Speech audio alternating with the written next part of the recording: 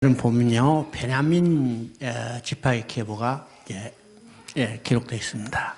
이 베냐민 지파의 계보는 7장에 이미 기록되어 있는데 8장에서 다시 이제 세부적으로 기록하고 있죠.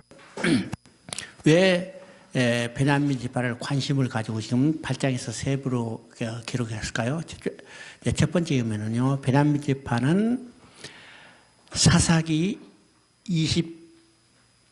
20장에서 완전히 없어질 위기에 처했죠. 레인이 이제 첩을 얻은 그 관계로 해가지고 이스라엘 12지파 가운데 동족 상잔의 전쟁이 났어요. 근데 40만 되는 이스라엘이 이 베냐민 지파하고 전쟁해가지고 2번이나 패배했습니다. 왜일까? 이것은 베냐민 지파의 죄에 해당되는 게 아니에요. 이스라엘 전체 백성이 다 타락한 겁니다. 바라는 거죠. 그래서 이스라엘 백성 전체에 대한 하나님의 징계가 먼저 일어났던 겁니다. 일어났죠. 그러자 이스라엘이 깨닫고 회개했어요. 회개하고 베냐민 지파하고 이제 싸워서 결국은 베냐민 지파는 수적으로도 열세했기 때문에 600명만 남고 다 죽게 됐죠.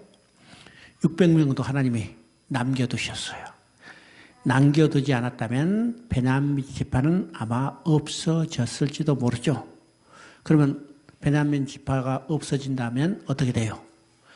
하나님의 나라 기초가 무너지는 겁니다. 구약의 이스라엘은 하나님 나라를 상정하는 겁니다. 그래서 구약의 이스라엘은 12지파의 기초에 서졌죠. 그럼 베냐민 지파가 없어진 것은 하나님 나라가 기초가 무너지는 겁니다. 뭐 때문에? 하나님의 통치를 이루도록 배치된 레인이 타락했기 때문이죠. 타락했죠. 오늘 이 시대도 마찬가지로 우리가 제사장의 역할을 감당한다면 우리가 어떻게 해요? 우리가 잘못된다면, 그 사명을 감당하지 못한다면 이 땅에 세우고자 하는 하나님 나라가 무너질 수밖에 없다는 겁니다. 그래서 우리 사명이 어떤 것인가를 한번 생각해 봐야죠. 그래서 이제 베냐민 지파, 거의 없어질 뻔했던 이 지파를 하나님이 아주 주권적으로 다시 지키고 세우셨어요. 세우셨죠? 두 번째는요, 이 베냐민 지파에서 유명한 사람이 나왔죠. 누굴까?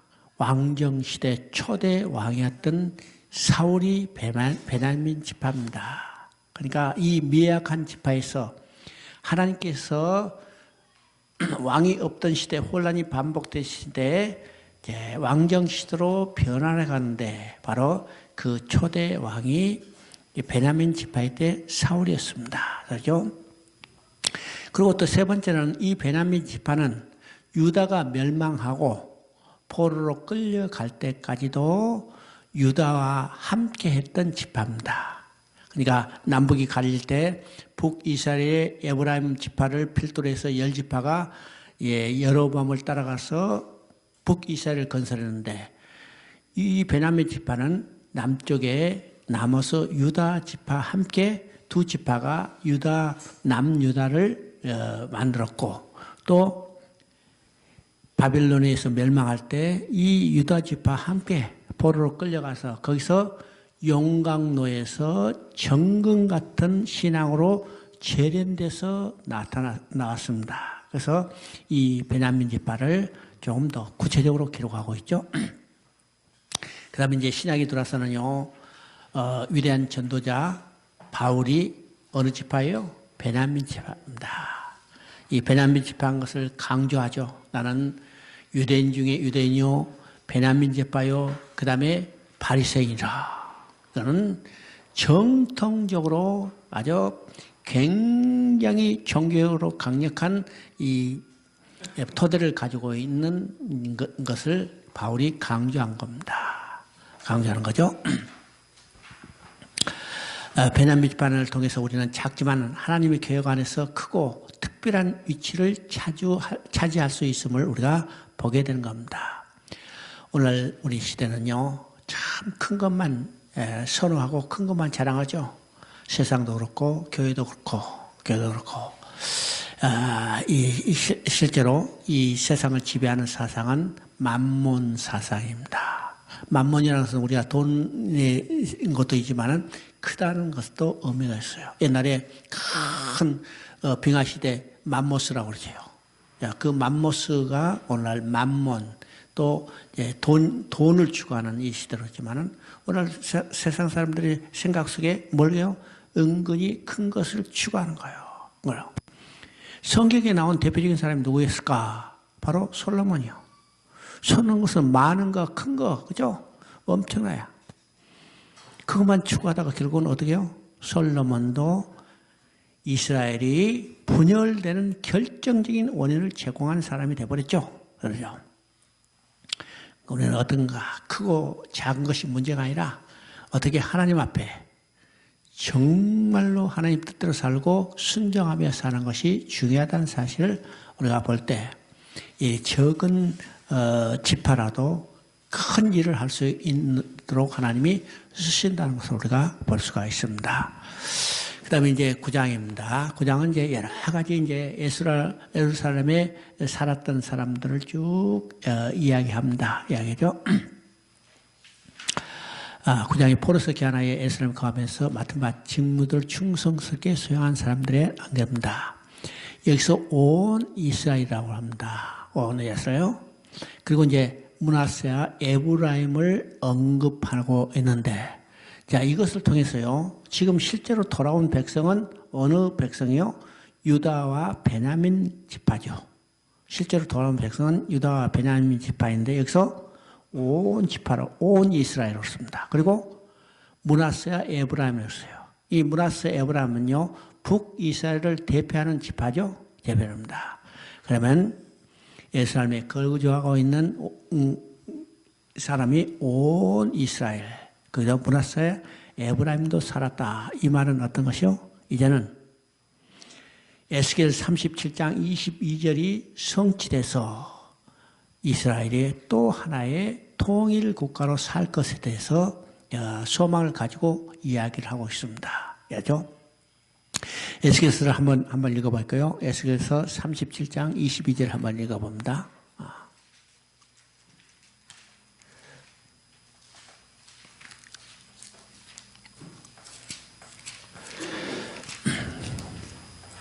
에스겔서 37장 22절. 그러므로 내가 내 양떼를 구원하여 그들로 다시는 노략거리가 되지 아니하게 하고 37장 그렇죠. 37장 20절 그 땅 이스라엘 모든 산에서 그들이 한 나라를 이루어서 한 임금이 모두 다스리게 하리니 그들은 다시는 두 민족이 되지 아니하고 두 나라로 나뉘지 아니할 것이다. 실제로 돌아온 지파는 유다와 베냐민 지파이지만 여기서 온 이스라엘과 또 므낫세와 에브라임을 이야기하며 북이스라엘 여지파를 대표하는 것을 통해서 지금 에스겔에서 예언한 대로 그리고 한 임금이 다스리게 하리니 그들은 다시는 두 민족이 되지 아니하고 두 나라로 나뉘지 아니할 것이다. 그러면 이 예언은 실제적으로 언제 성취될 건가? 신약시대에 성취됩니다. 신약시대 성령이 강림하자 교회가 생겨났어요. 그러면 그 교회는 어떤 것이요? 이방인과 유대인 사이에 담이 헐어지고 하나가 되는 거예요. 하나가 되는 거예요.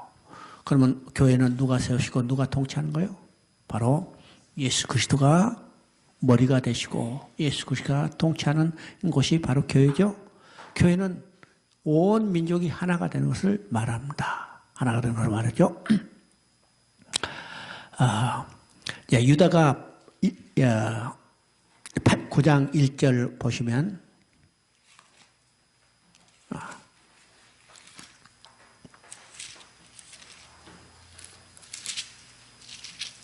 9장 1절을 보면 온 이스라엘이 계보대로 계수하되 그들은 이스라엘 왕조실록으로 기록되니라. 유다가 범죄함으로 말미암아 바벨론으로 사로잡혀 갔다니. 그러면 다른 지파도 다 있는데 왜 지금 유다가 범죄함으로 말미암아 바벨론으로 잡혀갔더니 유다 지파만 써놨을까요? 유다 지파가 범죄했다고 그것만 써놨을까요? 다른 지파는 다 범죄도 절대로 유다 지파는 범죄해서는 안 될 그런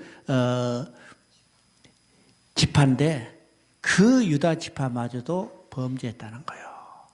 유다는 왜요? 유다 지파에서 누가 태어나요? 유다 지파가 예수 그리스도가 태어나죠.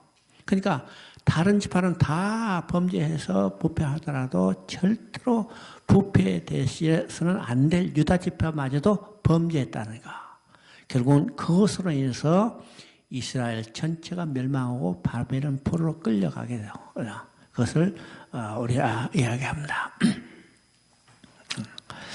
달리 말하면요, 유다만 바로 선다면 이스라엘의 소망이 있는 거죠.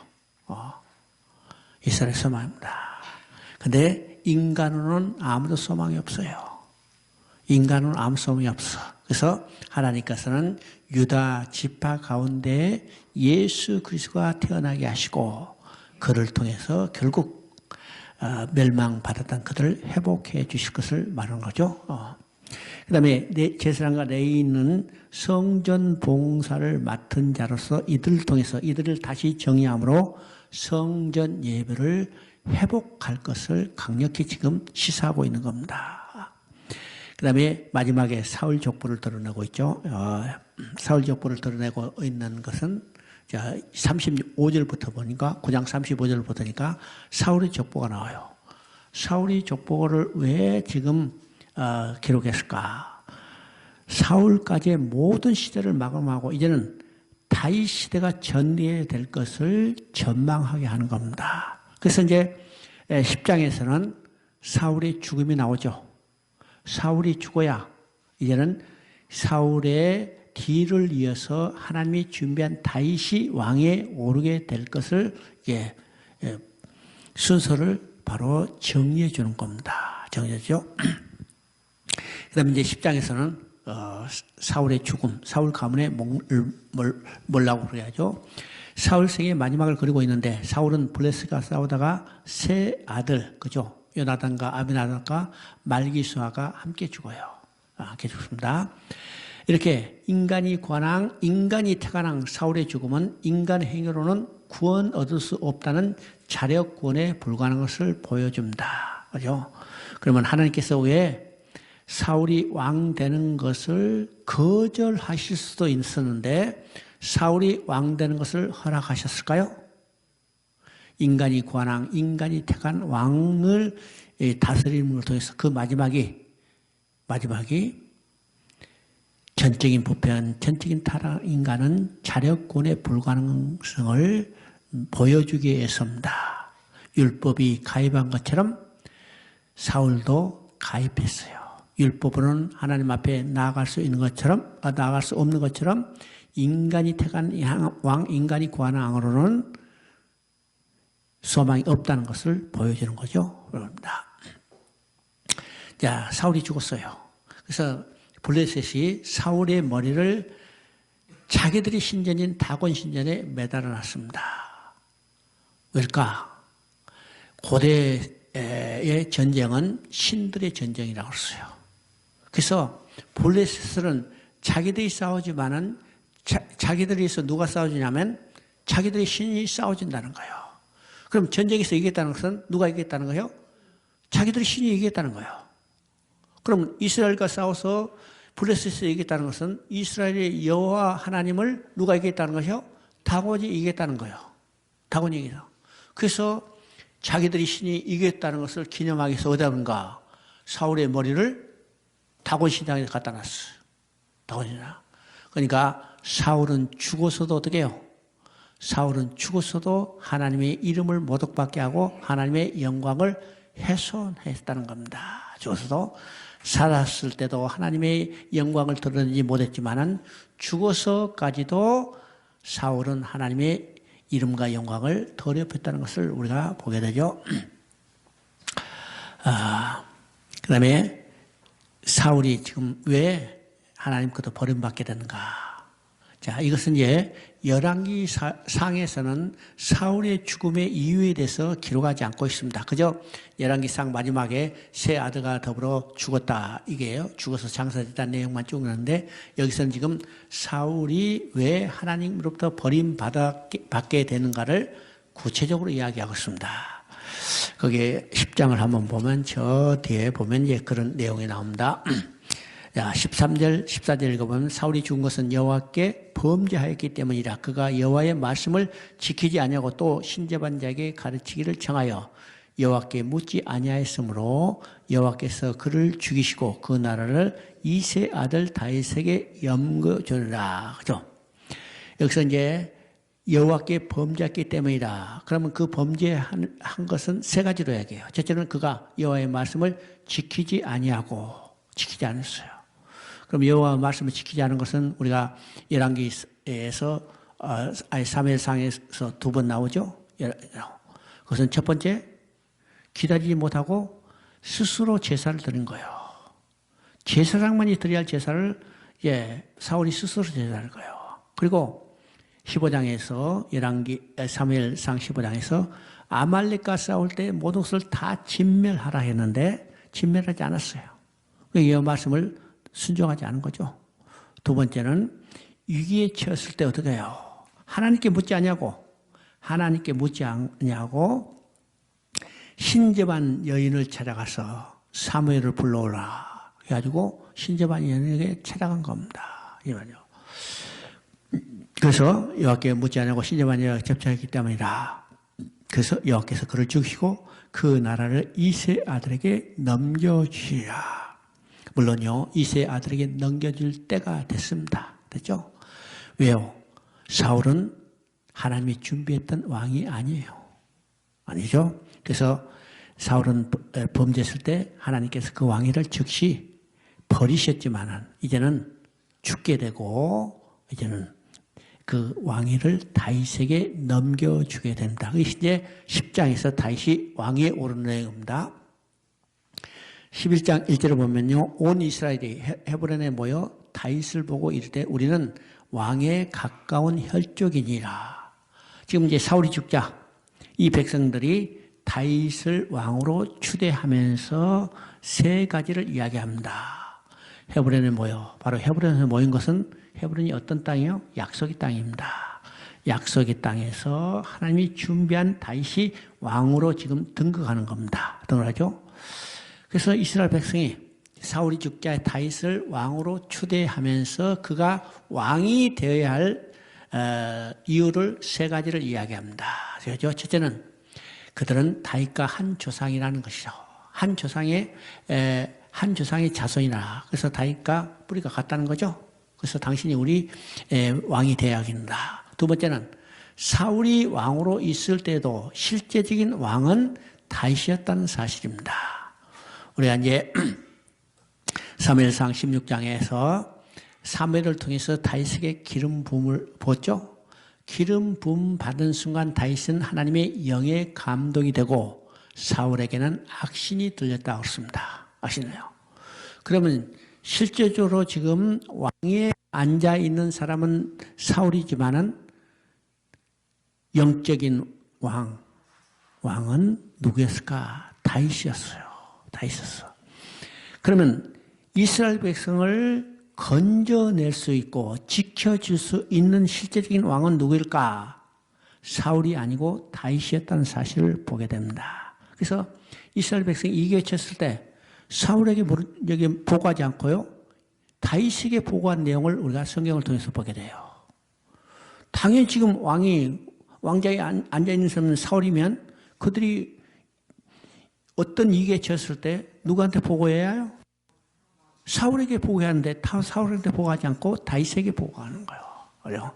그러면 형식적으로는 지금 사울이 왕위에 있지만은 실제적인 왕은 다윗이고 실제적으로 이스라엘 백성을 구원할 왕은 누구냐? 바로 다윗이었다는 거예요. 다윗은. 오늘도 이 땅에 두 왕이 존재하죠? 두 왕이 존재해요? 존재하지 않아요? 몰라? 이 땅을 다스린 사람이 있어요. 그러나 또 하나 우리의 영원한 왕이 있어요. 그러면 우리를 실제적으로 구원하실 분은 누굴까요? 왕이 아니요. 성경은 이미 이 땅에 왕의 존재 폐에 대해서 이미 말했어요. 말했어요? 안 했어요? 솔로몬이 왕이 될 때, 사울이 왕이 될 때, 사무엘상 8장에 이미 이야기했습니다. 한번 볼까요? 사무엘상 8장.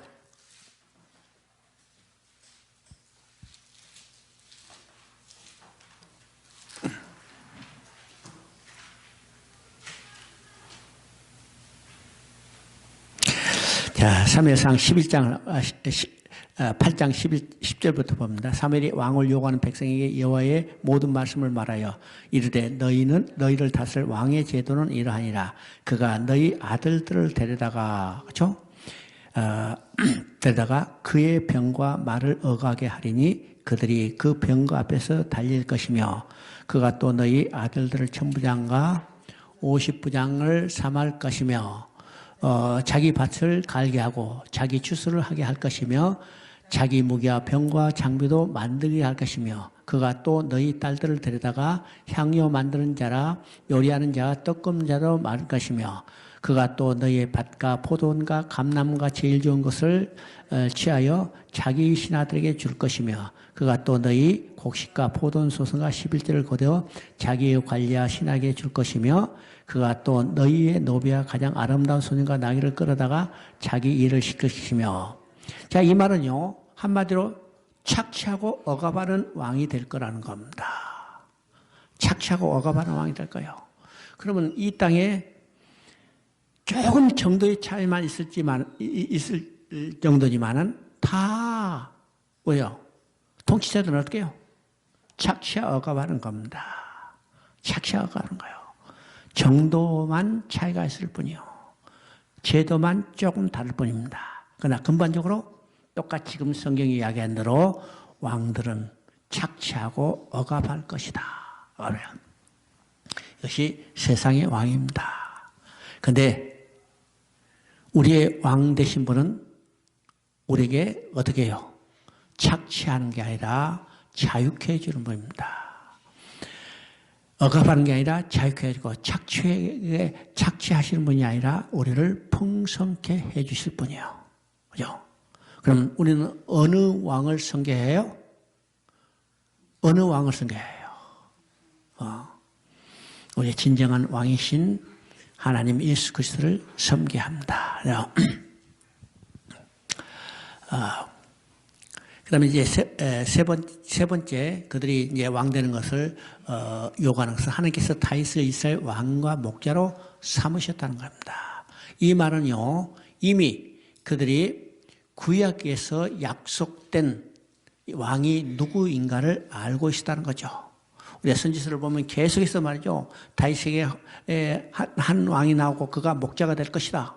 계속해서 이야기해요. 그러니까 이미 그들은 다윗이 그들의 목자가 되고 왕이 될 것을 알고 있었고 이제는 자기들이 왕으로 섬기기를 원하고 있는 겁니다. 다시 이제 여부 사람을 거주하는 에루살렘을 정복하고 다윗성이라고 이름을 붙이고 그다음에 다윗이 에루살렘에 온 이스라엘 왕으로 통치하게 됩니다. 이것은 거기서 이제 전체 그러니까 그 전에 저는 이제 유다 왕으로 등극했다가 이제는 전체 왕으로 등극하죠. 그동안에 누가 반란을 일으켰냐면 잠시 동안 이스보셋이 마하나임에 가서 자기가 우리 아버지 사울이 했는데 내가 당연히 왕이다 해가지고 약간 반란을 일으켰다가 다 이스보셋도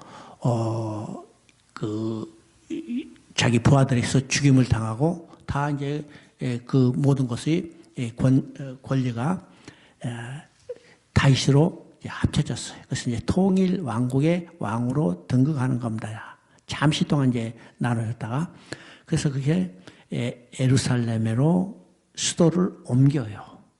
수도를 옮겨 헤브론에 있다가 지금 예루살렘으로 옮겨옵니다. 시온성을 빼앗아 예루살렘으로 옮겨요. 이 예루살렘으로 옮기는 이유가 아주 중요한 의미가 있습니다. 중요한 의미가 있어요. 예루살렘은 평강의 왕이 다스리는 곳입니다. 예루살렘 이름 자체가. 그죠? 예루살렘에,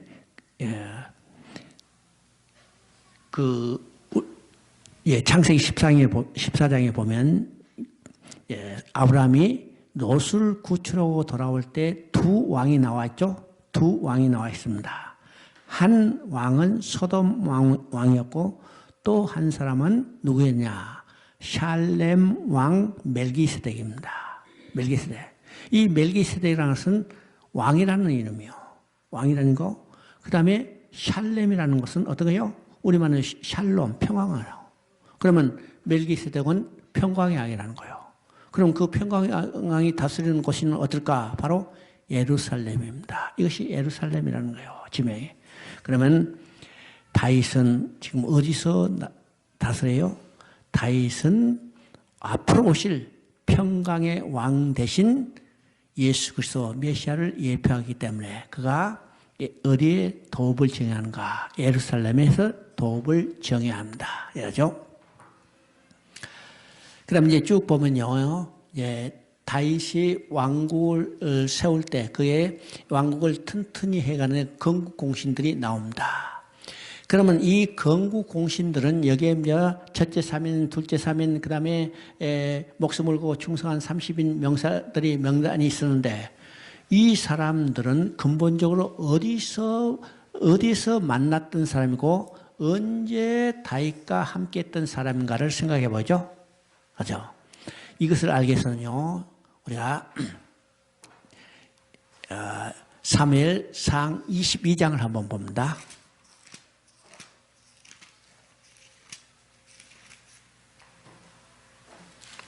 22장. 그러므로 다윗이 그곳을 떠나 아들람 골로 도망하며 그의 형제와 아버지의 온 집이 듣고 그리로 내려가서 그들에게 이르렀고 환난당한 모든 자와 빚진 모든 자와 마음이 온통한 자가 다 그에게 모였고 그는 그들의 우두머리가 되었는데 그들과 함께한 자가 400명 가량했더라. 바로 여기서 지금 아둘람 굴의 동지들입니다. 아둘람 굴의 동지. 바로 이제 다윗은 그 아둘람 굴에 지금 자기 목숨을 겨우 부지하기 위해서 도망갔는데 어떻게 다윗의 소식을 듣고 어떤 사람이 찾았어요? 예?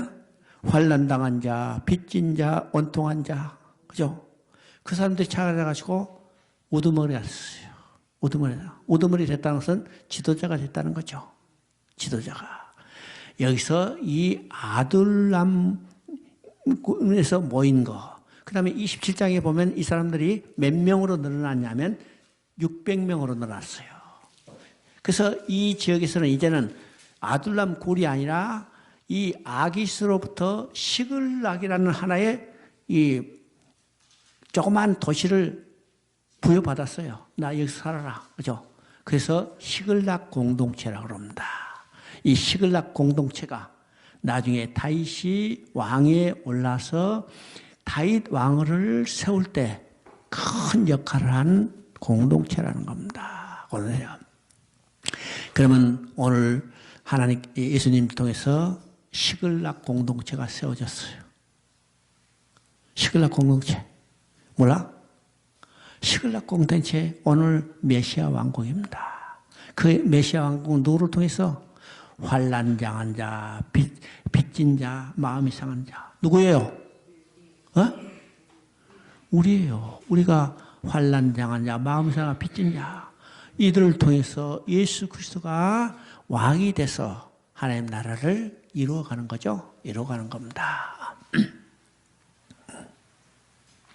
그러니까 우리도 이 다윗에게 시글락 공동체 용사들처럼 충성해요. 하나님 나라의 공동체, 곧 교회도 그렇고 하나님 나라를 세우는 아주 충성된 일꾼들이 되어야 합니다. 그 다음에 이제 12장은요, 다윗을 도운 용사들이 쭉 나옵니다. 거기 말하는데, 먼저 시글락의 용사들을 밝히는데, 이들은 다윗이 사울 왕의 핍박을 피해 블레셋 땅 시글락에 은신하고 있을 때, 다윗을 보살피면서 왕권 수립의 기반을 다졌던 공료 자료입니다. 베냐민 지파에서 갓 지파, 므낫세 지파에서 온 용사들 소개하는데 성경은 이들을 가리켜 돌아온 용사라고 말합니다. 알죠? 그러면 지금 여기서 지금 유다 지파하고 베냐민 지파가 중심이 돼서 남유다를 건설했죠. 그러면 이제 므낫세 지파와 그죠? 므낫세 지파에서 온 용사들 소개하는데 성경이 읽어 돌아온 용사라고 이야기합니다. 당시는 사울이 다윗을 죽이려 할 때인데 이들이 없었으면 다윗의 왕권 수립은 불가능했을 것입니다. 다음에 헤브론의 용사들이 소개되고 있는데 사울왕이 전사한 후 다윗이 헤브론에서 왕이 될 때 다윗에게 나온 12지파의 병력에 대한 소개와 그들의 즐거운 교제에 대해서 기록하고 있습니다. 자, 므낫세 지파가 이야기한 것은 이 지파는 요단 동편에 정착했던 지파죠. 이들도 결국은 다윗 왕국에게 돌아왔다는 것을 말하고 있습니다. 그 다음 이제 13장은요, 하나님의 기회 운밤과 우사의 죽음을 말합니다. 이것은 우리가 이미 공부했던 사무엘하 6장의 내용을 여기서 다시 이제 정리한 겁니다. 다윗이 당시 기랏 예라람에 있던 언약궤를 예루살렘의 다윗성으로 옮겨오려고 합니다. 자, 이것이 언약궤를 옮겨온다는 의미가 뭘까요?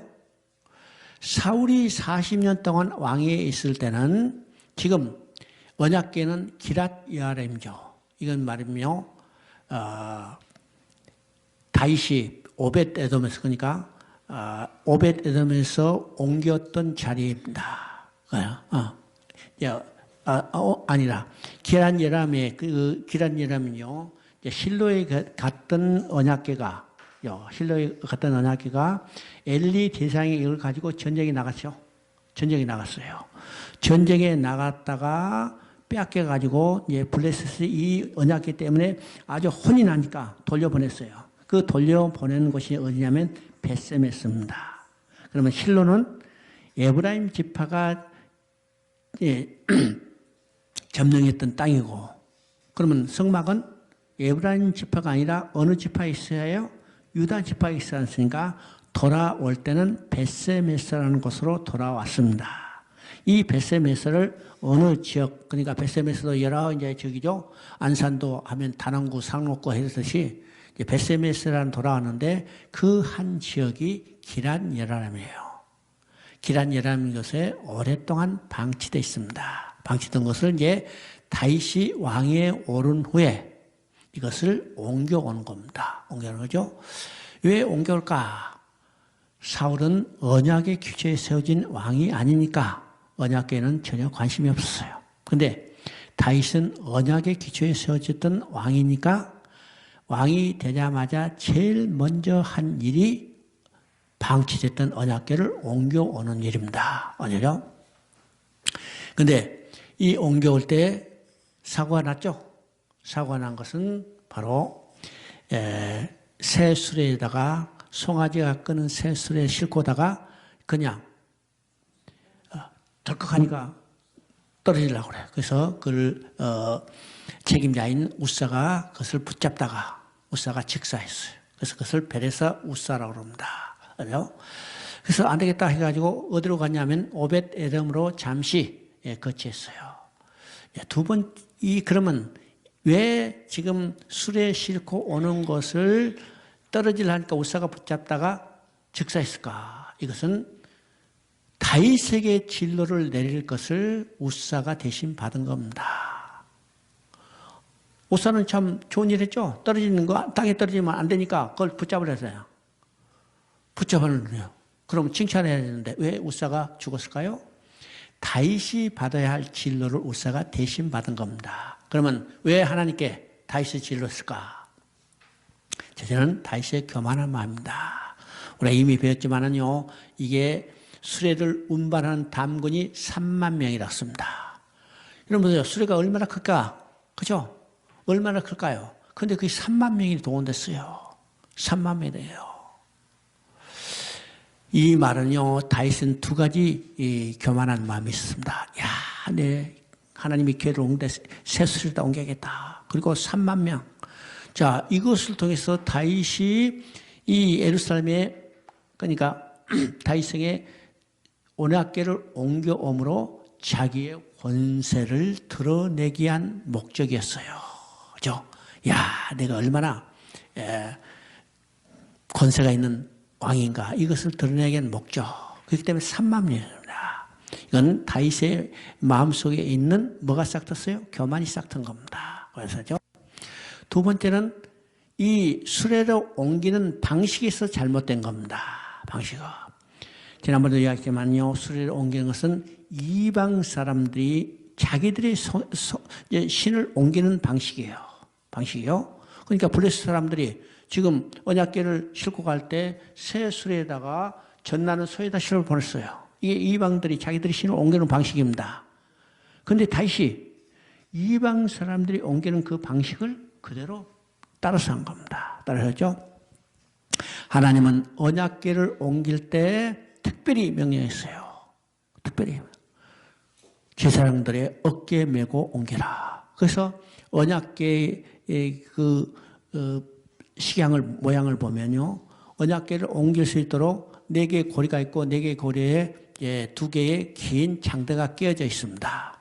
그걸 메고 옮겨야 해요. 근데 지금 수레에다 싣고 있죠? 그러면 왜 그냥 수레에 싣고 옮기는 것이 참 편하고 좋잖아요. 쉽고. 근데 왜 하나님이 어깨에 메라 할까요? 뭐요? 이 두 가지 의미입니다. 하나님은 구원받은 제사장들에서 섬김을 받기를 원하는 겁니다. 원하는 거. 또 하나는 인간과 교제하기를 원해요. 짐승에서 여기 성경을 받기를 원하지 않습니다. 원하지 않아요. 이게 하나님 방식입니다. 하나님 마음입니다. 그죠? 근데 다윗은 짐승이 끄는 수에다가 옮기려고 했습니다. 그렇죠? 나중에 이제 다윗이 그것을 깨닫고 이제는 하나님 명령대로 제사장의 어깨에 메고 옮기는 것을 보게 되죠. 우리가 열심도 좋고 충성도 좋지만은 신앙의 토대와 근거는 절대적으로 하나님 말씀에 근거를 둬야 한다는 것을 보여주고 있습니다. 인간의 생각은 그 방법이 더 좋을 것 같아요. 더 쉬울 것 같아요. 편할 것 같아요. 더 화려할 것 같아요. 아니요. 하나님은 하찮은 것까지도 절대적인 하나님의 말씀에 순종하기를 원하시는 것을 보게 되죠. 보게 됩니다.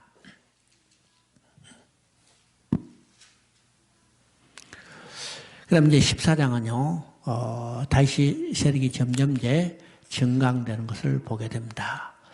14장에 다윗 왕의 치세 초기에 있었던 다윗 왕국 번영과 블레셋 정벌에 대한 기록입니다. 자, 이것은 다른 말로 하면요, 메시아 왕국이 확장되는 과정과 유사한 것을 보게 되죠. 자, 예수 그리스도에 통치되는 이 메시아 왕국은 모든 민족을 정복하고 모든 나라 임금들이 그 영광을 가지고 안으로 들어오게 돼 있어요. 들어오겠어요? 예, 다윗 왕국은 이 메시아 왕국을 예표하기 때문에 다윗이 왕국을 건설하고 그가 이웃 나라들을 정복해서 복속시키고 그들의 영광을 드러내게 되는 것을 보게 됩니다. 14장은요, 13장 법궤 운반의 실패와 15장 법궤 운반의 성공 사이에 놓여 있는 문맥인데, 그러므로 성령께서 14장을 통해서 하시는 말씀의 핵심은 다윗이 깨달았으니 라는 각성입니다. 그러면 다윗이 14장을 통해서 깨달으면 뭘까? 첫째는요, 다윗이 여호와께서 자기로 이스라엘 왕을 삼으신 줄을 깨달았으니, 다윗의 정체성을 깨달았다는 거예요. 다윗은 본래 어떤 일을 했어요? 어떤 일을 했어요? 목동이었어요. 목동을 왕위에 세우다니, 나의 나된 것은 전적으로 하나님의 은혜인 것을 깨닫게 하는 겁니다. 깨닫는 거죠. 오늘 내가 나된 것은 전적으로 하나님의 은혜예요. 어떤 공력이나 자격이 있는 게 아닙니다. 바울도 내가 나되는 것은 전적으로 하나님의 은혜라고 고백했죠. 우리가 바울을 보면요, 오늘날 세상이 추구하는 모든 것을 갖췄던 사람 중에 하나입니다. 그죠? 갖췄던 사람 중에 하나예요. 근데 이 모든 것을 버리고 나의 나 된 것은 오직 하나님의 은혜라고 고백하고 있죠. 그럼 바울이 오늘날 세상 사람들이 추구하는 모든 것을 다 갖췄어요. 우리 세상 사람이 추구하는 것은 세 가지라고 써요. 세 가지. 첫째는 뭐예요? 부자요, 부. 두 번째는 권세요. 세 번째는 명예예요. 명예. 바울은요, 이 세상 사람들이 보편적으로 추구하는 것을 모두 다 갖췄어요. 바울은 부자였어요. 부자였어요? 부자 아니었을까요? 바울은 태어날 때부터 부자였어요. 부잣집에서 났습니다. 바울은요, 사도행전에 보면 나는 날 때부터 로마 시민권자로습니다. 당시에 로마 시민권자가 된다는 것은 유대인으로서는 굉장한 특권이었습니다. 특권이죠. 옛날 우리 미국 시민권 얻으려고 굉장했죠. 지금은 뭐 그렇게 하지만은 로마 시민권자가 된다는 것은 굉장한 특권이고, 그래서 천부장이 보니까 뭐라고 써요? 나는 돈 주고 샀다고 그랬어요. 로마 시민권을 돈 주고 샀어. 그럼 바울은 돈 주고 산 게 아니고 누가 샀을까요? 자기 아버지가 로마 시민권자이기 때문에 바울은 날 때부터 로마 시민권자죠. 그럼 자기 아버지가 부자였다는 거예요. 학자들은 이야기합니다. 바울이 천막 가면서 자비랑 선교했죠. 그러면 바울이 언제 천막 기술을 배웠을까요? 자기 아버지가 천막 사업을 했다는 거예요. 학자들은 이야기해요. 바울은 로마 군대에 천막을 납품하는 납품업자였다. 그것으로 인해서 부와 또 로마의 권세를 누리고 있었기 때문에 바울은 자동적으로 그런 영향을 받았을 것이다, 이 이야기예요. 이게 정통적인 의견입니다. 그렇기 때문에 교육도 잘 받을 수 있었어요. 그죠? 두 번째, 바울이 권세는 대단하죠. 바울은요, 대지사장에게 공문을 받을 정도예요. 젊은 사람이 대지사장부터 공문을 받아라. 그죠? 성경에 그대로 나옵니다. 공문을 받을 정도면 그가 굉장한 중반하는 관시가 있는 거예요. 그만큼 영향력 있는 사람이 된 거죠. 권세가 있는 거죠. 젊은 나이니까 시간 되면요, 나중에 대지사장도 될 수 있는 자격이 있을지도 몰라요. 권세가 있는 거예요. 세 번째는 명예입니다. 명예. 그는 랍비 중에 율법에서는 흠없는 자라고 하는 랍비예요. 그 다음에 어디서 수학받았어요? 가말리아 문화에서 교육받은 거예요. 그러니까 이 학문적인 능력으로도 명예가 충분하죠. 그런데 예수를 만나고 다 버리고 나의 나 된 것은 오직 하나님의 은혜라고 고백하고 있는 겁니다. 그죠? 이것이 다윗이 첫 번째 깨달음입니다. 두 번째 깨달음은요, 이는 그 백성이 이스라엘 위하여 나라를 진흥하게 하셨더라. 2절에 보니까 그렇게 나오죠. 이 나라는 곧 주 하나님께서 그 조상 다윗의 일을 그에게 주시니 영원한 야곱의 집에 왕노를 할 것이며 그 나라를 무궁하리라 한 메시아 왕국에 대한 비전입니다. 그러니까 다윗으로 하여금 메시아 왕국을 예표하는 자로 만들어 주셨다는 거예요. 메시아 왕국의 비전을 바라보고 있습니다. 말이죠. 이것이 바울이 지금 깨달은 겁니다. 나중에 다윗이 깨달은 겁니다. 그 다윗이 이제 왕위에 있을 때 블레셋 군대가 공격해야죠. 이것은 다윗의 지금 승승장구하는 기세를 꺾기 위해서 다윗이 블레셋이 안 되겠다. 이게 싹이 나기 전에 밟아버리자. 그래서 블레셋이 1차로 공격했어요. 그렇죠? 근데 이것은 어떤 의미요? 다윗은 메시아 왕국을 예표하기 때문에 다윗을 공격해 왔다는 것은 누구에 대한 공격이요? 하나님께 대한 대적이고 공격입니다. 또 이 한편은요, 여자의 후손을 끊으려는 사단의 공격이 있다는 사실을 우리가 볼 수가 있습니다. 그죠? 왜요? 다윗은 예수 그리스도를 예표하는 자이기 때문이요. 다윗을 공격해서 다윗을 지금 없애려 하는 것은 다윗의 후손으로 오실 여자의 후손이 태어나지 못하게 하는 대적한 사건이죠. 그러니까 우리가 성경을 볼 때 창세기 3장 15절 이것이 성경의 출발점이라는 사실을 알아야 합니다. 그러면 성경의 사건들은 이것이 계속해서 반복해 가고 있다는 것을 봐야죠. 그러니까 우리가 성경 전체를 볼 때 두 가지 사실을 우리가 머릿속에 생각하면서 봐야죠. 첫째는 창세기 3장 15절에 하나님이 계시했던 사건이 성경에서 계속 반복되는 사건이다. 그것을 볼 수 있어야 합니다. 볼 수 있어야 하고 두 번째는 하나의 사이클이 있다고 그러죠. 하나의 사이클. 그 사이클 여러분이 기억해야 성경이 쉽게 보입니다. 쉽게 보여요. 첫째 그 사이클은 어떤 것이요? 첫 번째는 하나님이 해주신 일이 어떤 일인가. 두 번째는 인간이 그에 대한 반응이 어떤 것인가. 세 번째는 그럼에도 불구하고 하나님이 어떤 일을 해주시는가. 이것이 하나의 사이클이에요. 반복이요. 이 창세기에서 이 사이클을 정확하게 보여줬다고 했습니다. 하나님은 인간을 자기 형상대로 주시고 함께 살며 기뻐하며 즐거워하며 그의 영광을 드러내기를 원했어요. 그런데 인간이 하나님의 언약으로 배반했어요. 떠났죠. 인간의 반응이죠. 인간의 반응. 그런데 세 번째, 그럼에도 불구하고 하나님은 어떤 일을 해주셨어요? 새로운 언약을 주시고 그 언약을 통해서 다시 돌아오게 하시는 일이에요. 이것이 성경에 반복되는 사이클이었습니다. 이게 대표적으로 나타난 것이 어떤 걸까? 바로 사사기에 반복되는 사이클입니다. 사사기에 나타나는 사이클. 그 다음에 이사야서를 통해서 이건 정확히 이야기죠. 내가 자식을 양육할거늘 그들이 나를 거역하겠다. 그럴 것이 아니요. 하나님 그들을 돌아오게 하시는 거예요. 이 성경의 이야기입니다. 그래서 하나님은 왜요?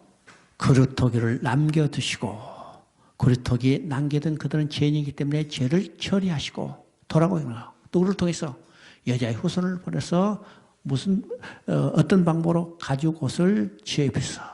그래서 이사야서는 예수님이 누구신 것과 예수님이 무슨 일을 하신가를 정확히 증거해 가는 것이 이사야서입니다. 알죠? 다윗의 명성이 온 세상에 퍼졌다고 합니다. 우리들도 영적 다윗인 그리스도의 명성을 온 세상에 퍼지게 하고 그를 경외할 책임이 있는 겁니다. 아세요? 오늘 우리를 통해서 하나님의 영광, 그리스도의 영광이 온 땅에 퍼지게 하기를 원하시는 거예요. 그래서 우리로 하여금 사명이 뭐였어요?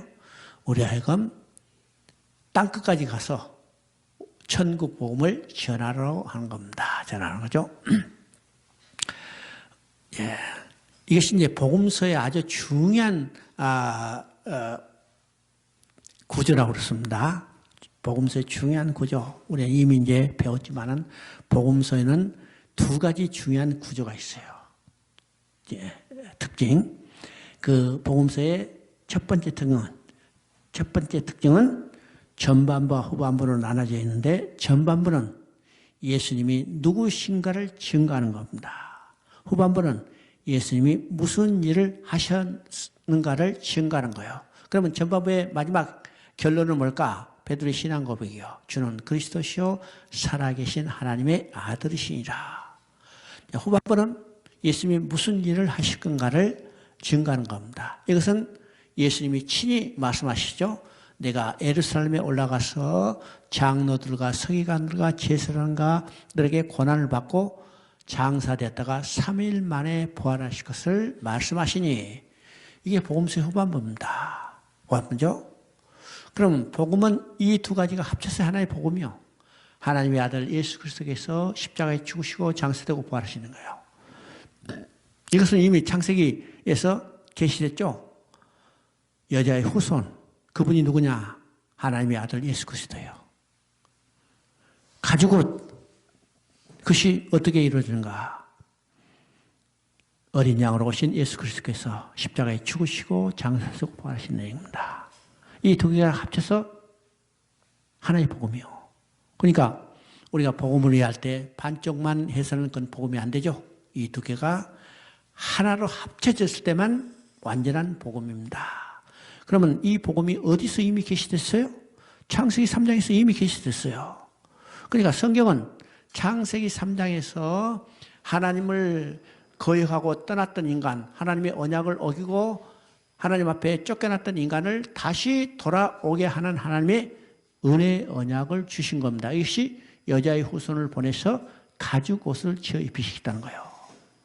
그러면 성경은 창세기에 주었던 이 언약을 구체적으로, 점진적으로, 일관성 있게 계시해 나가는 것이 성경의 역사라는 겁니다. 그래서 히브리서 1장 1절에 옛적에는 선지자들을 통해서 여러 모양과 여러 모양 방법으로 우리 조상들에게 말씀하신 하나님이, 그죠? 말씀하신 하나님이.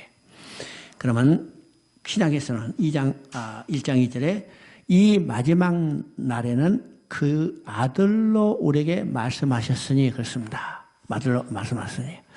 자, 이것을 통해서 우리가 성경 전체를 세 가지 비유로, 그죠? 성경 전체를 세 가지 비유로 이야기할 수 있어요. 이야기할 수 있습니다. 첫째 비유는 어떤 비유일까? 여러 가지 모양과 여러 가지 방법이었으니까 성경 첫째 비유는 성경은 초상화를 그려가는 과정이다. 그죠? 초상화를 그려가는 과정. 초상화를 그릴 때는요, 붓을 들고 점을 하나 딱 찍어요. 그러면 점을 찍을 때는 무엇을 그리는지 알 수 없죠? 그러나 점을 찍지 않으면 다음에 그림을 그려갈 수 없어요. 점을 찍어야만 다음 그림을 이어져 그려갈 수 있어요. 그러면 이 점은 어떤 것이고요? 창세기 3장 15절에서 여자의 후손이란 점이 찍혀있고 가죽 옷이라는 점이 찍혔어요. 그러면 시간이 지날수록 눈도 그리고 코도 그리고 입도 그리고 귀도 그리고 그리죠? 다 그랬을 때 그가 누구인가를 알 수가 있습니다. 누구예요? 바로 예수 그리스도예요. 그래서 눈을 그린 것도 누구의 눈? 예수 그리스도의 눈, 코도 예수 그리스도고 입도 예수 그리스도의 거죠. 다 누구를 그랬어요? 부분적으로 나타나지만 그건 다 예수 그리스도예요. 그리고 그 주인공이 누구인가 확인됐을 때 실체가 딱 드러났어요. 누구? 예수 그리스도가 육신을 입고 이 땅에 오신 겁니다. 오신 거죠. 그리고 두 번째 비유는 구원 열차가 달려가는 것과 마찬가지입니다. 창세기 역이라는 역을 출발한 구원 열차가 쫙 계속해서 달려가요. 역을 지나죠. 그래서 그 역은 전부 몇 개예요? 창세기부터 계시록까지 66개의 역입니다. 66개의 역. 그러면 66개의 구원 열차가 달려가요. 열차가 달려가죠.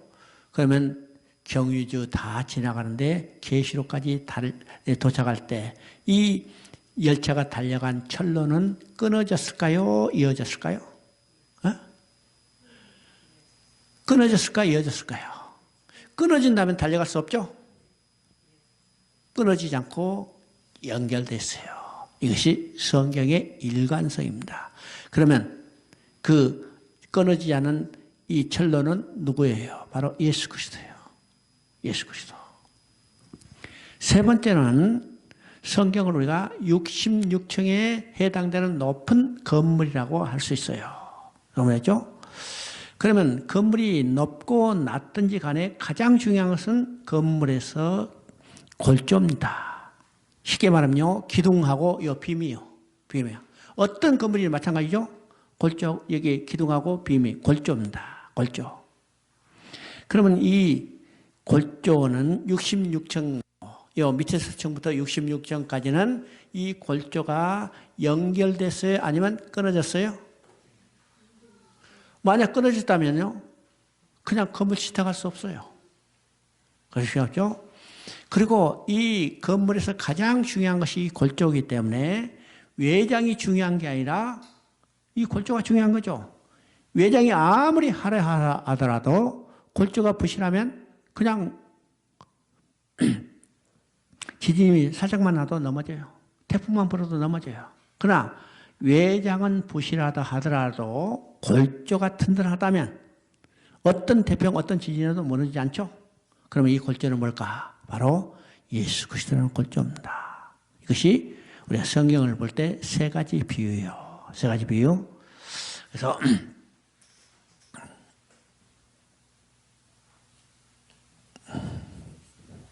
그 다음에 이제 15장은요, 제2차 법궤 운반입니다. 자, 우리가 13장에서, 13장에서 이제 실패의 역사가 나타났죠? 실패의 나타나자 이제는 깨닫고, 이제 다윗이 법궤를 제대로 운반합니다. 그래서 이제 운반할 때는 제사장들이 어깨에 메고 운반하게 되는 것을 보게 되죠. 자, 가드 사람 오베데돔의 집에서 석 달 동안 머문 언약궤를 다윗으로 옮겨 안치하게 되는데, 지난번 언약궤 운반과 다른 점은 여호와의 말씀에 따라 제사장들이 어깨에 메었고, 그 다음에 수상한 7과 수장 7으로 제사를 드리고, 그죠? 제사를 드리고, 그 다음에 세 번째는 다 세마포 겉옷을 입었음이라고 한 칭의로 말미암아 가능했어요. 그죠? 여기에 복음의 요소가 다 들어있습니다. 신약의 성도들도 이 원리에서 하나님께 나아가는 것이 가능하다는 점을 우리가 잊지 말아야죠. 그러면 언약궤 자체도 누가 계신가? 언약궤 자체는 하나님의 기준이 있는가 동시에 그 언약궤는 하나님이 자정하시는 것을 드러내는 겁니다. 그러면 그 자정하는 것이 이것이 언약궤인데 언약궤에 나아가는 것은 어떤 것일까? 하나님의 말씀에 따라예요. 또 제사를 통해서 속죄 제사를 통해서 하나님께 나가는 거죠. 또 하나님이 거룩하다고 보여주는 세마포 칭의의 옷을 입어야만 우리가 하나님 앞에 나아갈 수 있는 것을 보게 됩니다. 자, 언약궤를 옮길 때 다윗은요, 그 언약궤가 들어올 때 어떻게 해요? 옷이 벗겨지는지도 모르고 기뻐서 춤을 췄다고 그럽니다. 근데 그것을 본 미갈은, 이야, 왕이 체면 없이 지금 여기 옷이 벗겨진지도 모르고 춤추고 있다. 그걸 비난하다가 어떻게 됐어요? 그는 자식을 낳지 못하는 아주 부끄러움을 당하게 되는 겁니다. 그러면 다윗은 언약궤를 보고 여호와의 영광을 바라본 겁니다. 근데 미갈은 육신의 눈으로 본 거예요. 야, 왕이 체면 없이 사람들 보는 앞에서 지금 옷이 벗어진지도 모르고 춤추고 있나? 그죠? 육신의 눈으로 본 겁니다. 그 다음에 이제 16장은요, 다윗이 언약궤를 옮겨온 후에, 감사의 제사를 들어갑니다. 다윗과 백성들은 언약궤를 성막에 안치하고 여호와께 번제 화목제 제사를 드리고 네 이스라엘 중에서 봉사와 찬양으로 언약궤를 섬길 책임자를 다 세우죠. 다윗의 찬송 내용은 다윗은 왕위에 올랐으나 진정한 왕은 만군의 여호와이심을 고백하였고 또 아브라함에게 하신 언약, 이삭과 야곱에게 하신 맹세에 근거하여 반드시 행해 주실 구원을 선포하고 있는 겁니다. 하나님의 교회가 마침내 언약 하나님께서 자기 이름을 두실 곳에 안치됐어요. 이로써 하나님의 백성들이 이 땅을 다스리고 열국의 인정을 받는 한 나라를 이룰 것이며 그들이 섬기는 하나님의 이름이 널리 알리게 될 것이라는 언약이 성취된 것입니다. 이처럼 하나님의 교회가 다윗이 미리 예비해 놓은 장막으로 옮겨질 수 있었던 그날은 영광스러운 날이죠. 그날에 공식 예배가 시작되고 그 모든 입술에 하나님을 찬양하는 소리가 나왔습니다. 그러면 우리가 예배는 어떤 곳에 드려야 할 건가? 예배는 어떤 곳에 드려야 할까요? 지금 하나님의 언약궤가 지금 안치됐죠? 안치됐어요. 그래서 물론 구약에서는요, 성막이라는 곳에 예배를 드렸지만은, 그래서 예루살렘의 성에 있는 성막에서 예배를 드렸습니다. 예배죠. 그래서 하나님께서 모세를 통해서 말씀합니다. 너희가 가나안 땅에 들어가거든 하나님이 그 이름을 두시고 택한 한 곳에 가서 절기를 지키라. 절기를 지키라고 했어요. 절기를 지키라는 것은 섬기란 말이고 예배드리란 말이죠. 예배드려요. 그러면 이 의미가 무엇인가를 우리가 생각해 봐야죠. 그래서 이 유다 지파들은 하나님이 정한 이름을 두시고 택한 한 곳, 그것이 어디냐면 예루살렘이고 예루살렘 성전에서 예배를 드리고 절기를 지켰어요. 그런데 북이스라엘 10지파는 예루살렘으로 나가지 못하니까 단과 베델에 산당을 지어놓고 거기서 금송아지 우상을 섬기게 됐죠. 그래서 이제 그 나중에는 이것이 어떻게 될까? 우리가 요한복음 4장에 나온 것처럼 사마리아 여인이 이야기한 것처럼 예배 이야기가 나옵니다. 당신들은 예루살렘에서 예배드리고 우리는 그리심산에서 예배드리는데 그러면 어디서 예배드릴까? 물어봤더니 예수님이 뭐라고 말씀하세요?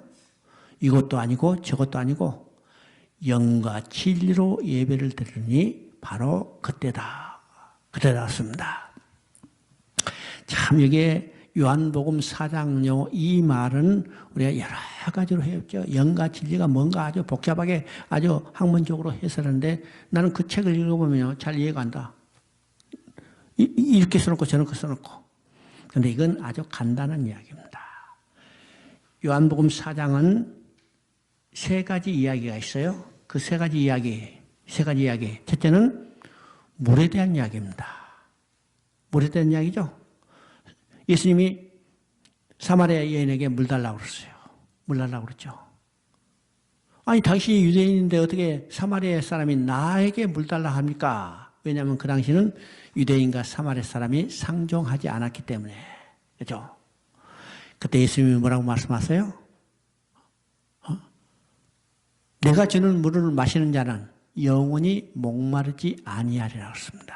여러분, 주님이 주신 물은요, 우리의 생명을 구원하신 물입니다. 우리에게 생명을 주셔요. 그러면 우리가 생명을 받았기 때문에 예배드려야죠. 예배드려요. 이제 두 번째 이야기가 어떤 이야기예요? 지금 여러분이 요한복음을 보면 아주 상위 사장을 보면 우리가 연결되지 않는 것처럼 상이 바뀌어요. 상이 바뀌어요. 물 이야기하다가 갑자기 남편 이야기예요. 남편 이야기예요. 야, 남편 데리고 오라 하니까 이 여인이 뭐라 그래요? 남편 5이 있는데 그거 내 남편이 아니고 나는 아미는 거예요. 그러니까 지금 있는 남편도 네 남편이 아니라, 그렇죠? 남편이 아니라. 그러면 이거 어떤 의미일까요? 사마리아, 이 성경에서 남편은 누구예요? 남편은 누구예요? 남편은 하나님이 우리 남편이요.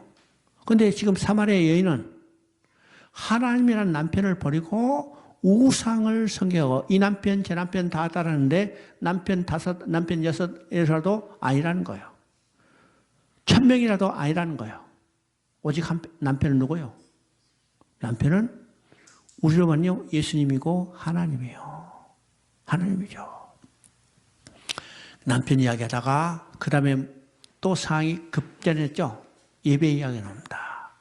당신들은 유다에서 예루살렘에 예배드리는데 우리는 그리심산에 예배드리는데 그러면 도대체 어디서 예배드릴까? 그랬더니 예수님이 이 산도 아니고 저 산도 아니고 우리가 진정과 신령으로 예배드릴까? 자, 이 말은요 동떨어진 이야기 아닙니다. 우리가 예수 그리스도로 말미암아 새롭은 생명을 가진 자들은 오직 하나님께만 예배를 드리는데 그 예배는 어디요? 어떤 자리가 아니라는 거예요. 예배는 어떤 것이요? 하나님 앞에 나아가서 하나님께 경배와 찬양을 드리는 겁니다. 그럼 장소가 중요한 게 아니라 우리가 하나님께 나아가서 하나님께 예배드리는데 우리가 누구를 통해서 하나님께 나왔어요? 예수 그리스도를 통해서. 그래서 우리는 예수 그리스도를 통해서 하나님께 나와서 예수 그리스도의 이름으로 하나님께 경배하고 찬양하고 예배드리는 겁니다. 이게 요한복음 4장의 중요한 의미를 우리에게 제공해요. 그래서 오늘 이제 코로나가 나오니까 지금 교회도 비대면이냐 대면이냐 서로 싸우죠. 이것 가지고 서로 다투고 있어요. 대면 비대면 싸울 것도 없어요. 그죠? 우리 예배는 항상 대면이요. 대면이요. 그 사람들은 장소를 고집하기 때문에 비대면, 대면 싸우지요. 우리는 언제나. 아니, 지금 코로나가 하면, 코로나는요, 사회적 책임도 있으니까 어떻게 해요? 모여서 예배드리면 확산될 가능성이 있으니까 그걸 방지하는 거죠. 그러면 어떻게 해요? 우리는 어디서든지 예배드릴 수 있어요. 난 중국에서 이제 했기 때문에 중국은 지금 한국의 상황보다 더 먼저 비대면이 일어났잖아요. 우리 지금 일어나게 하면 비대면이 일어났죠. 어디서든지 예배드려. 문 닫으면 가서 흩어져가지고 거기서 예배드려요. 공원에서도 예배드리고, 다 식당에서도 예배드리고, 심지어 식당에서도 예배드려요. 식당 아침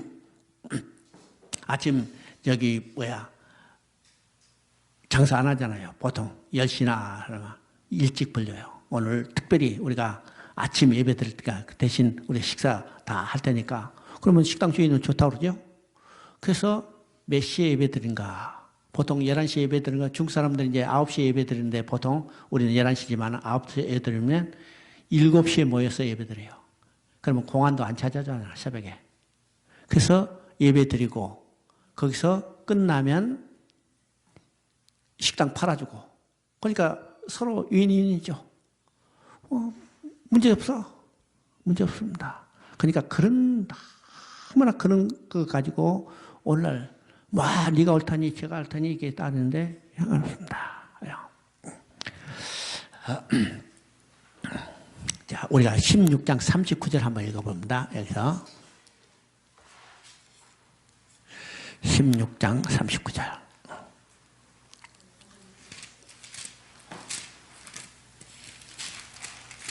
(16장 39절) 제사장 사독과 그의 형제 제사장들에게 기본 산당에서 여호와의 성막 앞에 모시게 하고. 자, 여기 이제 이건 뭐 지나가도 되지만은 좀 지나가기는 좀 섭섭하니까 내가 이걸 봤어요. 여러분요, 지금 다윗이 어디서 산당에서 여호와께 성막 앞에서 모시게 하고, 그죠? 그러면 이 말이 어떤 의미입니까? 지금 기브온 산당이라는 말이 계속 나오죠? 기브온 산당. 지금 솔로몬도 1,000번제를 들 때 기브온 산당에서 1,000번제를 드렸어요. 1,000번제를 들었어. 그래서 이 기브온 산당이 나중에 계속해서 이스라엘을 괴롭히는 산당 제사를 버리지 못하게 된 겁니다. 버리지 못하게 되는 거죠. 여러분 성경을 읽어보면요, 지금 종교 개혁을 일으켰던 왕도 어떤 왕은 종교 개혁을 열심히 일으켰는데 산당은 제거하지 못했더라. 그렇게 나와요. 또 어떤 왕은 산당을 제거했는데 그 다음 왕이 또 산당을 다시 회복시키거나. 이 산당 문제가 지금 이 역사 가운데 여러 번 이렇게 반복되는 거죠. 반복되라. 그러면 이 산당은 어떤 것이었을까? 지금 이제 우리가 사무엘상부터 엘리 제사장 때부터 우리가 가봐야 합니다. 본래 성막에는 지금 성막들로부터 시작해서 성소 들어가가지고 성막 안에 언약궤가 있어서 지성소 안에 언약궤가 있었죠. 이것이 정상적인 것인데 엘리 제사장이 블레셋과 전쟁할 때 언약궤를 가지고 가면 전쟁이 이길 것이다 생각해가지고 언약궤만 달랑 들고 갔어요. 근데 그 언약궤를 빼앗겨 버렸죠. 그 순간에 성막과 언약궤가 분리된 상태입니다. 언약궤가 분리된 상태죠. 언약궤가 분리된 상태에서 지금 그 언약궤가 이리저리 지금 돌다가 이 모세 여기 다윗 때 어디로 옮겨왔어요? 어디로 옮겨왔어요? 지금 예루살렘에 옮겨왔죠? 예루살렘에 옮겨왔는데 그 성막을 옮겨와가지고 거기다가 성막을 지어놓고 거기다가 성막 언약궤를 안치해야 하는데 그러지 않았어요. 그러지 않았고 천막하고 이 언약궤가 분리된 상태로 그대로 있습니다. 그대로 있고, 그러면 그 성막은 어디에 있었는가? 성막, 쉽게 말하면 천막은 어디에 있었는가? 바로 기본에 있었어요. 기본은 예루살렘부터 한 11km 떨어진 지점에 있었습니다. 그리고 거기에 번제단이 있었기 때문에 거기서 큰 제사의 행사를 드린 겁니다. 이것이 지금 언약궤가 분리된 상태죠. 이게 언제까지 했을까? 솔로몬이 성전을 다 짓고, 언약궤를 그 성전 안에 안치할 때까지, 그러니까 엘리 사장이 성막에서 이게 언약궤를 끄집어낼 때부터 시작해서 성전을 짓고 안치할 때까지 약 112년 동안이요. 120년 동안 천막과 언약궤가 분리된 상태가 있었습니다. 바로 이게요. 그리고 이제 지금 기본 산당 여호와 성막이라고 그러죠. 성막이라고 그러는데, 그러면 실제적으로 지금 이 당시에는 두 군데서 하나님께 예배드리는 형식이 갖춰졌습니다. 어디서? 예루살렘 언약궤가 있는 데서. 또 한편은 큰 행사를 할 때는, 바로 이제 일천 번제를 드리고 국가적인 행사할 때는 장소가 좁잖아요. 그러니까 이 기본 산당에서 했기 때문에 이걸 실제로 거기는 성막이에요. 여호와 천막만 있으니까 그걸 언약궤가 없는 여호와 성막이라고 그럽니다. 여호와 성막. 그런데 이것이 후대까지도 계속해서 이 기본 산당이라고 했기 때문에, 산당의 이름은 어떤 거죠? 산당은 산에서 신을 섬기는 곳이 산당입니다. 그죠? 이것이 이스라엘 백성 가운데 산에서 신을 섬기는 이방의 그 생각을 떨쳐버리지 못하고 계속해서 산당에서 예배드리는 형식으로 나타나가지고 이스라엘이 결국은 어떻게 해요? 산당을 제거하지 못함으로 우상을 섬기는 데 빠지고 결국은 멸망하고 많은 그런 것을 제공하죠. 그런데 왜 이것을 우리가 생각해 볼 건가? 참 복잡은 한데요. 간단해요. 간단하고 정말로 지금 다윗이 왜 그랬는지 학자들은 지금 다 이야기하지 못하고, 우리 이제 성경의 기록에 그렇게 자세히 안 나와 있으니까 하여튼 그런 원인이 결국은 이스라엘을 온전히 하나님을 섬기는데 이끄지 못했던 원인도 된다고 이제 이야기를 합니다. 그래서 이 기본 산당, 여러분 이제 대강 어떤 의미인가를 한번 생각해 보세요. 그래서 기본 산당, 참 이스라엘 역사의 중요한 신앙의 그 모멘텀이 됐다는 사실을 우리가 보게 됩니다. 그 다음에 이제 17장은요, 다윗의 성전 건축 계획과 다윗의 언약입니다. 이것은 사무엘하 7장에 나온 내용을 그대로 이야기했습니다. 하나님의 성전 건축에 대한 다윗의 열망이 있었습니다. 그때 다윗이 이제 내가 하나님의 성전을 건축하겠다 했더니 나단 선지를 통해서 뭐라요? 내가 내 집을 짓기는 아니다. 내가 너를 위해서 집을 짓게 해주겠다 합니다. 이것이 우리가 하나님의 구원 계획이라는 사실을 우리가 보게 됩니다. 보게 돼요. 그러면 우리가 하나님의 집을 지어주는 게 아니라 하나님이 우리가 취할 집을 지어주는 거예요. 거할 집. 그러면 이 집의 개념은 어떤 개념이었어요? 성전의 개념이라고 했죠. 성전은 다른 말로 하나님 나라입니다. 그래서 성경은 하나님께서 하나님 나라를 건설하는 하나님의 일을 기록하는 것이다. 다른 말로 하면요, 하나님께서 성전을 지어가는 하나님의 일을 기록한 것이다. 이렇게 말할 수 있어요. 그러니까 성전의 개념은 어떤 것일까? 하나님과 그 백성이 함께 사는 처소. 그래서 다윗이 하나님의 집을, 성전을 지어줄 이 열망을 가지고 있을 때 하나님께서 나단 선지자를 통해서 아니다. 내가 너를 위하여 집을 지어주겠다. 이렇게 말합니다. 성전 건축은 다윗이 아니라 그 씨가 할 것이라고 응답과 함께 다윗 가문에 대한 축복, 곧 다윗 왕위가 영원하리라고 이대한 다윗 사랑을 주시죠. 이것이 이제 사무엘하 7장에 나오는 다윗 언약의 내용과 똑같습니다. 하나님께서 다윗에게 다윗 언약을 주자. 다윗은 하나님께 감사하게 드립니다. 성경에서 하나님은 다윗에게 특별한 약속을 하셨습니다. 그 약속의 일부는 다윗의 현재와 미래에 가까운 미래 또는 다윗이 죽은 후에 또는 나머지는 일부 먼 장래에 일어날 것이를 위한 내용인데 이 약속의 내용을 우리가 이제 성경에 나온 대로 살펴보면 네 가지를 이야기합니다. 그러니까 17장을 여러분이 읽어보시면 이 네 가지가 그대로 나와 있어요. 첫째는 다윗을 적들로부터 보호하시고 그 땅에 평화가 오게 돕겠다는 겁니다. 두 번째는 하나님의 성전은 지어질 것이지만 다윗이 아니라 그 아들에 의해서 건설될 것이라고 말합니다. 세 번째는 다윗의 자손들이 하나님께 순종하는 한 그들 가운데서 계속 왕이 나올 것이다.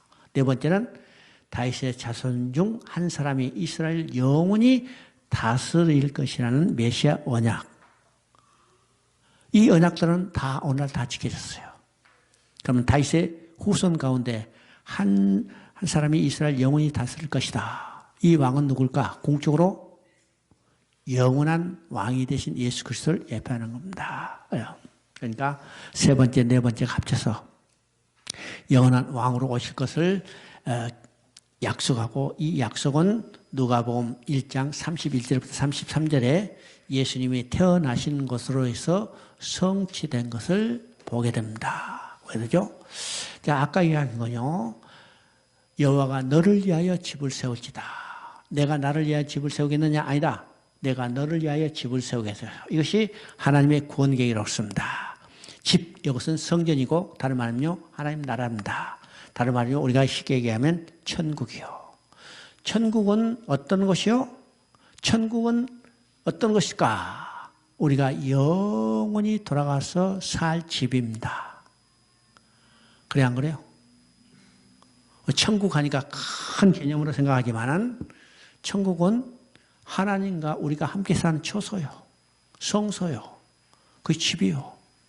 그러니까 천국, 바로 집 하면 우리가 하나님께 돌아가서 살 처소라는 생각입니다. 처소. 그래서 이 천국, 우리가 살 집은 우리가 하나님을 위해서 지어진 게 아니라 하나님이 나를 위해서 지어진 거예요. 이것이 하나님의 구원 계획입니다. 우리가 아무리 애를 쓰고 힘쓴다 하더라도 하나님이 계실 집 못 지어주죠? 지어줄 자 있어요? 아무도 없어요. 반대로 하나님이 나를 위해서 집을 지어주시는 겁니다. 이것이 성경에서 말하는 하나님의 구원 계획입니다. 그러면 그 집은 누구를 통해서 지을까? 내 아들을 통해서 짓는다고 했어요. 내 아들. 그러면 내 아들은 곧 누구예요? 예수 그리스도입니다. 예수 그리스도 통해서. 예수 그리스도가 우리가 있을 천국, 곧 하나님 나라를 지어야죠. 이것이 하나님의 구원 계획이죠. 구원 계획이요. 그러면 예수 그리스도가 나를 위하여 내가 있을 천국, 성전을 어떻게 지어주실 건가? 이것은 예수 그리스도가 십자가의 죽음을 통해서 지어지는 겁니다. 예수 그리스도가 십자가에 죽지 않으면요, 우리가 있을 천국은 절대로 지지 않아요. 예수 그리스도를 통해서만, 십자가의 죽음을 통해서만 우리가 있을 집을 지어줍니다. 그 성전이 오늘 이 시대는 우리 안에 있죠. 그래서 고린도전서 3장 16절, 고린도전서 6장 19절은 똑같이 성전에 대한 이야기입니다. 성전에 대한 이야기예요. 우리가 하나님의 성전이라는 사실을 우리가 확실히 명심해 알아야 해요. 그죠? 고린도 교회는요, 여러 가지 문제가 있었죠. 고린도 교회는 문제가 있어서. 그러면 바울이 이 각 교회 편지를 쓸 때는 그 교회가 안고 있는 문제가 어떤 것인가를 듣고 그 문제를 해결하는 지침으로 주었습니다. 지침을죠. 그러면 고린도 교회도 여러 가지 문제 있어. 복잡한 문제. 성경에서 이 한 교회에 제일 많이 나타나는 문제. 곧 고린도 교회는 11가지 문제가 있었죠. 그런 여러 가지를 이야기합니다. 그러죠. 그러면 그 문제를 해결하는 가장 중요한 지침은 뭘까? 가장 중요한 것은 너희가 하나님이 성전인 것을 알라는 거예요. 성전인 거. 하나님의 성전이 내가 하나님의 성전이고 그게 누가 계세요? 하나님이 계신다는 것을 알라는 거예요. 그러면 교회에 나타나는 문제 다 해결되죠? 해결됩니다. 성전인 것만 아는 것 그치는 게 아니라 내 안에 성전이 지어졌는데 그 성전이 어떻게 지어졌는가를 알라는 거예요. 어떻게 지었어요? 어떻게 지어졌어? 예수님의 십자가의 죽음과 부활을 통했어요. 그래서 고린도 전서는 참 구조가 어떻게 되는가? 앞에 십자가에 도 있어 이야기해요. 그 다음에 너희가 성전인 것을 알라고 강조하죠. 2번이나. 그리고 마지막에 뭐라고 써요? 15장에 부활에 대해서 이야기합니다. 그러면 예수님의 십자가의 죽으심과 부활을 통해서 우리 안에 성전이 지어졌어. 그게 누구 계세요? 하나님 계세요. 그것만 우리가 정확히 안다면 교회에 나타나는 문제들 다 해결할 수 있다는 거예요. 거의 근본적인 지침이라는 겁니다. 이해하죠? 자, 저희 먹고 합시다. 고맙고 감사하신 좋으신 하나님 아버지, 우리가 성경을 깊이 깨닫고 확실히 알기를 원하지만 우리는 참으로 우매한 자들입니다. 성령께서 우리에게 지혜와 영과 감동을 주사 성경을 깊이 깨닫고 하나님이 나를 위하여 해주신 일을 더욱더 분명히 알 수 있도록 깨닫게 하여 주셨고, 그것을 통해서 우리가 하나님과 깊은 교제를 통해서 올바른 신앙생활을 이어가도록 우리를 축복하여 주시옵소서. 이 모든 말씀 우리 주 예수 그리스도의 이름으로 기도합나이다. 아멘. 여러분 수고했습니다.